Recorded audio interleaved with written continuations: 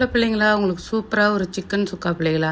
சிக்கனை வந்து இப்படி மஞ்சத்தூள் போட்டு நல்லா கழுவி வச்சுங்க. 2 பெரிய வெங்காயம் கட் பண்ணிக்கோங்க, 1 தக்காளி, 4 பச்சை மிளகா, ஒரு சின்ன கரண்டியால் 2 கரண்டி தயிர் போடுங்க, 1½ ஸ்பூன் இஞ்சி பூண்டு பேஸ்ட்டு போடுங்க, நம்ம வீட்டில் அரைச்ச குழம்பு மிளகாத்தூள் 1½ ஸ்பூன் போடுங்க, ஒரு அரை ஸ்பூன் மஞ்சத்தூள் போடுங்க, உப்பு தேவையான அளவு போட்டுட்டு இந்த வெங்காயம் தக்காளி பச்சை மிளகாய் எல்லாத்தையும் போட்டு அந்த சிக்கனில் படுற மாதிரி கிளறி ஒரு 5 நிமிஷம் வச்சுருங்க.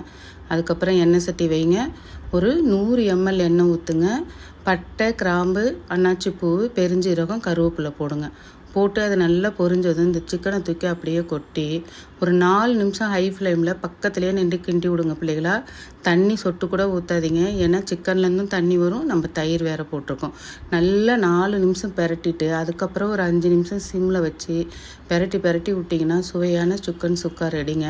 கடைசியாக இறக்கும்போது 2 ஸ்பூன் தேங்காய் திருவலும், ஒரு 1½ ஸ்பூன் மிளகுத்தூளும் போட்டு இறக்குனீங்கன்னா ரொம்ப சுவையாக இருக்கும். இது டக்குன்னு செஞ்சிடலாம் ஈஸியாக, ஒரு 10-15 நிமிஷத்தில் பிள்ளைகளா.